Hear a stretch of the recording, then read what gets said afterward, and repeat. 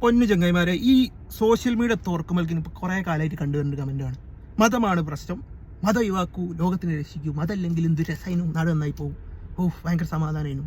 ഞാൻ ചോദിക്കട്ടെ, ഈ മതം ഇവിടെ ദുനിയാവിലുണ്ടാക്കിയ പ്രശ്നങ്ങൾ എന്താണ്? നിങ്ങളൊന്ന് അക്കൗണ്ട് പറഞ്ഞു തരുമോ? ലോകത്ത് ഇപ്പോൾ വലിയ വലിയ പ്രശ്നങ്ങൾ, പ്രതിസന്ധികൾ, ലോകം നേരിട്ട പ്രതിസന്ധികൾ ഇപ്പോൾ ഹിറ്റ്ലർ എടുത്ത് പരിശോധിക്കും, ഏതെങ്കിലും മതത്തിൻ്റെ പേരിലായിരുന്നു ആ ഒരു സംഭവം?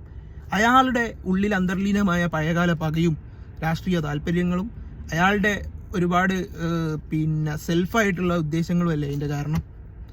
ലോകത്ത് ഹിരോഷിമയിലും നാഗസാക്കിയിലും ബോംബിട്ട് ലക്ഷക്കണക്കിന് ആളുകളെ കൊന്ന് കാലങ്ങളോളം അവർ അതിൻ്റെ പ്രതിസന്ധി അനുഭവിച്ചു അവിടെയുള്ള മനുഷ്യന്മാർ.